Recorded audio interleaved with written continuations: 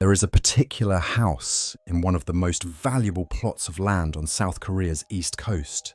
Yet for decades, no one has bought it. Developers avoid it. Real estate agents refuse to even step inside. And when asked why, locals answer with a single phrase: there are 400 trapped spirits inside that house. It was on this haunted ground that the stage would later be set for another kind of story. One of a house that would carry the weight of the past in ways the living could never fully understand. South Korea's east coast is a place where the land and the sea seem locked in a constant struggle. Towering cliffs rise sharply above restless waves, while winds sweep inland carrying the salt of the East Sea. Villages along this stretch have long been shaped by the ocean's temperament, at times generous, at other times merciless. For centuries, the people here built their lives on fishing. The culture that grew along this coast was one of resilience. Families endured the long winters, the sudden storms, and the silence of nights broken only by the crash of waves. Its villages sat exposed to forces far larger than themselves, whether the moods of the sea or, as history would soon show, the upheaval of war. In June of 1950, war erupted across the Korean peninsula. What began as a sudden push of troops and tanks soon spread into one of the most devastating conflicts of the 20th century. Entire families were displaced. Villages emptied as people fled south, hoping to escape the advancing front. North Korean forces, backed by China and the Soviet Union, had swept down the peninsula, capturing Seoul and pushing South Korean troops to the brink. The East Coast, with its jagged cliffs and hidden coves, became a place of desperate strategy. Here, Allied forces, including American troops, South Korean units, and their allies, prepared a massive assault to retake Seoul in what world would later known as Operation Chromite. What the world wouldn't know was a secret and desperate plan to create a diversion for the enemy on the Korean east coast. Among those assigned to the diversionary attack were an unexpected group: teenagers, barely old enough to be called soldiers, aged 15 to 18. Around 772 young fighters in 4 tank ships were sent to hold positions, distract enemy forces, and buy time for the larger plan. Their orders were clear, but the chances of returning were grim. These teenagers marched into battle with determination and fear in equal measure, knowing that every step might be their last. The mission took them along the cliffs of Yeongdeok and nearby villages. They fought with courage beyond their years, but the enemy was relentless. When the battle ended, 400 of the soldiers never returned from the cliffs that day. There was no time for proper burials.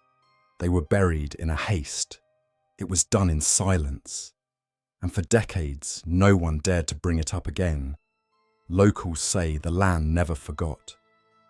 Even years later, there were rumours that the wind along the cliffs carried faint cries at night, echoes of the young fighters who had never returned home.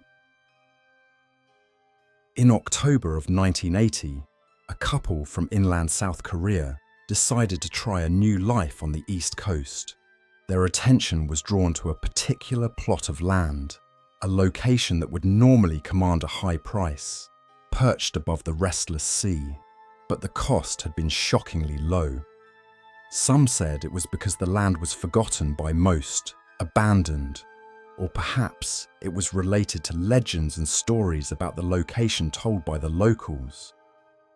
To the family, it seemed like an opportunity, a home by the cliffs, the sound of waves for company, and a chance to start fresh.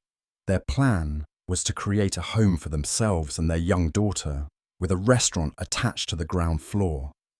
They imagined a life full of laughter, warmth, and promise for their little family, almost immediately, things began to feel wrong. Footsteps echoed in empty rooms. Whispers brushed past the corners of hallways, and sometimes a chill would settle over the living room as if someone unseen had taken a seat. The daughter refused to enter the upper floor, insisting that a shadowy figure was watching from the ceiling. Not long after, the family's health began to fail. The father lost his strength, his face turning hollow. The mother complained of dizziness and chills that wouldn't go away. Even their daughter, who had once filled the home with laughter, grew quiet and shut herself away. Family friends noticed it too, an atmosphere so heavy they said it felt like the house was closing in on them. The family found themselves trapped in a home that seemed to grow darker with each passing day. Eventually, they left. The wife reportedly saw a ghostly figure descending the staircase, which caused her to faint and tumble to the lower floor. It was the final straw, a moment that made them fear something worse might befall any of them, especially their daughter. The house was left empty, standing silently against the wind and waves, its windows staring blankly out over the cliffs. But it wouldn't be long for the house to remain empty. That's when a man, a shaman, came to live there. He had spent his life learning the ways of spirits, of communicating with the unseen, and he thought maybe he could bring peace to this house. He had heard the stories, of course, but he believed his knowledge could cleanse the place, transform it from a home of sorrow into one of calm. He moved in quietly, carrying with him small bundles of herbs, candles, and ritual items. He arranged them carefully, lighting incense and calling out to spirits, performing gut ceremonies in the rooms where the first family had felt so uneasy. Soon, subtle things began to happen. The candles flickered even when there was no breeze. Objects shifted slightly when he wasn't looking, and sometimes, in the quiet of the night, he could feel a presence watching him from the corners of his eyes. One night during a ritual meant to pacify the restless energies, he saw them, a squad of young soldiers, faces pale and eyes filled with sorrow. They didn't speak, but their silent gazes weighed on him, reminding him of the tragedy that had taken place here decades before. Their desperation, their struggle to move on, the shaman could feel it all. For a moment, he froze, unable to breathe, as the full sorrow of the place pressed down on his chest. A chill ran through his body that no fire or incense could chase away. His heart pounded, and for the first time in decades of spiritual practice, he felt shaken. The shaman wanted to speak to the ghostly teenage soldiers, to reach out, but the room felt impossibly thick, the air itself laden with grief. He realized in that instant that this was no ordinary haunting. These were the echoes of young lives lost, a memory too powerful and too tragic to be soothed by ritual alone. There was a grief that seemed to seep from the walls themselves. After this experience with the ghostly soldiers, the shaman would wake up sometimes at night, shocked, terrified of loud, panicked screams.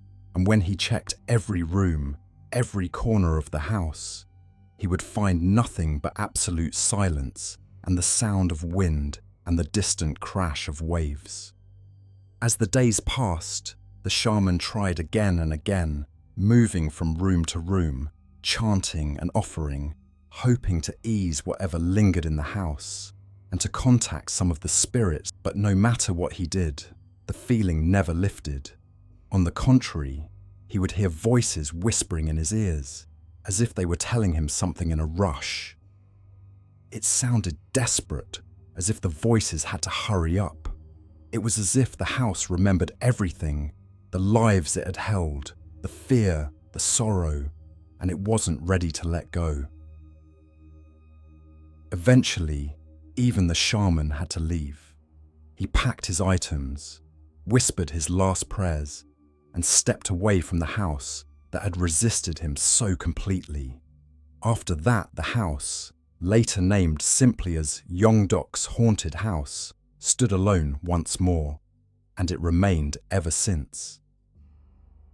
Of course, not everyone believes in curses. Some say the house's reputation is nothing more than a story that got out of hand, whispered and embroidered until it became legend. Skeptics will tell you that Yeongdeok is a harsh place for a home. The wind howls almost constantly, bending trees and rattling shutters until even the strongest timbers groan in protest. Salt from the sea eats into wood and stone alike, so that a building begins to decay the moment it is built.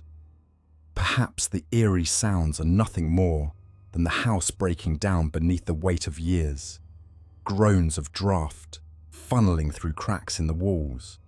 In this view, it's not a haunted house at all, just an abandoned one, transformed by imagination. And yet, explanations never seem to settle the matter. Some have tried to explain it through science. They point to the possibility of toxic molds growing in damp, unventilated rooms, releasing spores that confuse the senses, bringing on headaches and strange feelings. Others look to the house's location, perched on the edge of cliffs known for their strange shifts in magnetic fields.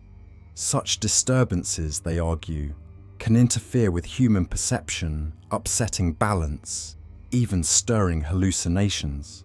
But here's the problem. Those theories can't explain everything.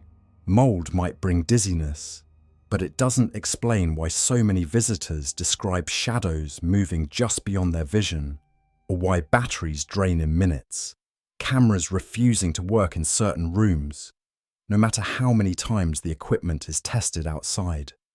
Magnetic fields might disorient, yes, but do they whisper at night? Do they cry like soldiers lost in the dark? So the theories remain just that, guesses, offered up in place of certainty. And while they may comfort some, for others they only deepen the unease. For decades, the house has been avoided.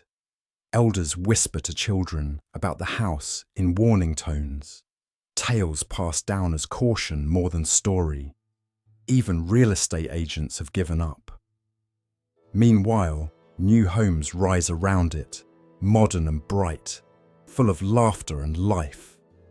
But none of them cast a shadow quite like this old house. Yet for every person who avoids it, there is another drawn in.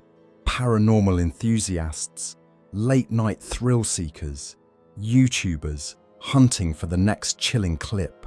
They come, often at dusk, when the cliffs glow gold and the sea's edge ripples with the last light.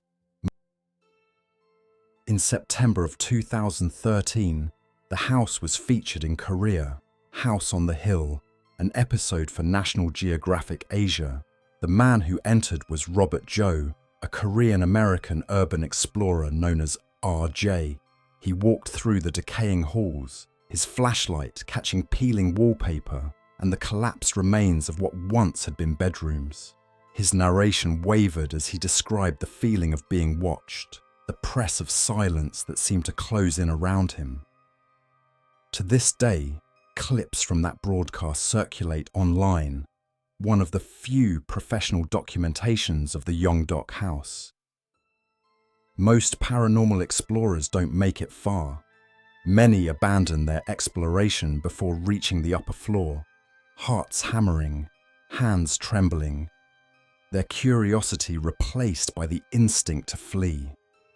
By 2018, its walls had been painted a strange shade of pink, and its shattered windows boarded up with plywood cut into crude heart shapes. The inside, once strewn with refuse, had been cleared in parts. There has been recent footage of casual influencers and paranormal explorers that show Yeongdeok House is occupied by squatters or homeless, even though the property is off limits.